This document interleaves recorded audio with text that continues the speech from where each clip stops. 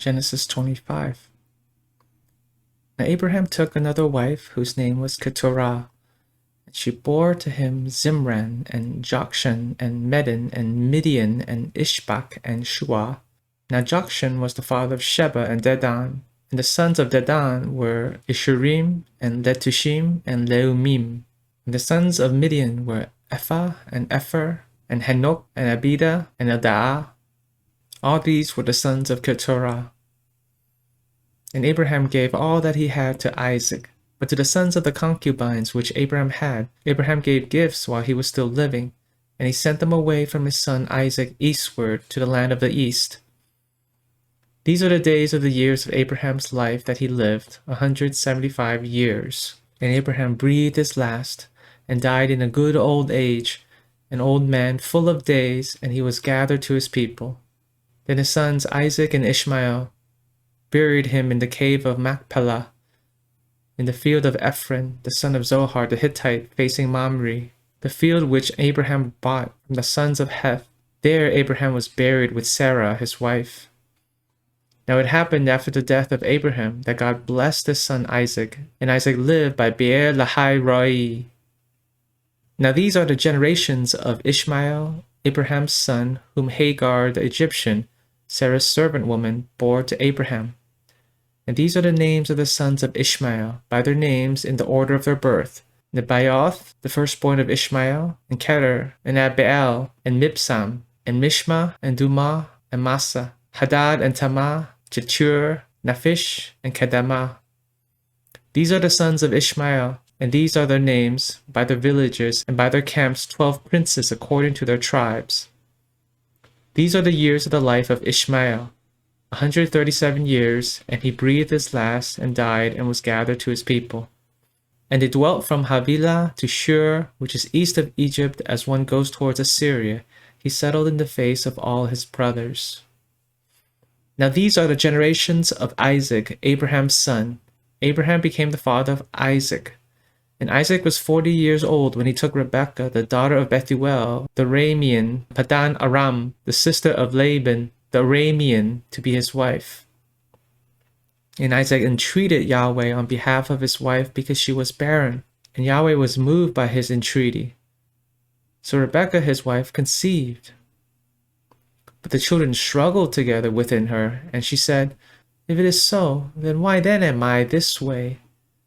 So she went to inquire of Yahweh, and Yahweh said to her, "2 nations are in your womb, and 2 peoples will be separated from your body, and one people shall be stronger than the other, and the older shall serve the younger." And her days to give birth were fulfilled, and behold, there were twins in her womb. And the first came forth red all over like a hairy garment, and they named him Esau. Afterward his brother came forth with his hand holding on to Esau's heel, so his name was called Jacob. And Isaac was 60 years old when she gave birth to them. And the boys grew up. Esau became a skillful hunter, a man of the field, but Jacob was a peaceful man living in tents. Isaac loved Esau because he had an appetite for hunted game, but Rebekah loved Jacob. And Jacob had cooked stew, and Esau came in from the field, and he was famished. Then Esau said to Jacob, "Please give me a swallow from the red stuff, this red stuff, for I am famished." Therefore his name was called Edom. But Jacob said, "First sell me your birthright." And Esau said, "Behold, I am about to die. So what use then is the birthright to me?" And Jacob said, "First swear to me." So he swore to him and sold his birthright to Jacob. So Jacob gave Esau bread and lentil stew, and he ate and drank and rose and went away. Thus Esau despised his birthright. We end the chapter with a narrative commentary at the end of verse 34. Thus Esau despised his birthright. It's a great responsibility to inherit your father's possessions. Esau, however, was not a man who thinks about his future. Verse 30. Esau said to Jacob, "Please give me a swallow from the red stuff, this red stuff, for I am famished." Esau is depicted as a man who lives for the here and now. Verse 32, behold, I am about to die, so what use is the birthright to me? If there's no practical use in the moment, if it doesn't give him instant gratification, he's not interested. And once Jacob gave Esau the bread and lentil stew, notice the syntax here. Esau ate and drank and rose and went away. Thus Esau despised his birthright.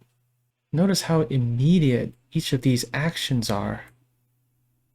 Instead of slowing down and reflecting on his own actions, he's just go, go, go. Are there times that we are so consumed with the immediate that we don't find time to slow down, pause, think, reflect, learn? You just do one thing after another, and you get up, and you go away, and you repeat.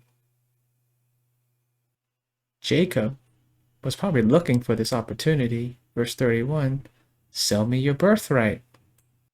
And Esau dramatizes his situation, saying, I am about to die, and doesn't even think about what Jacob is asking for.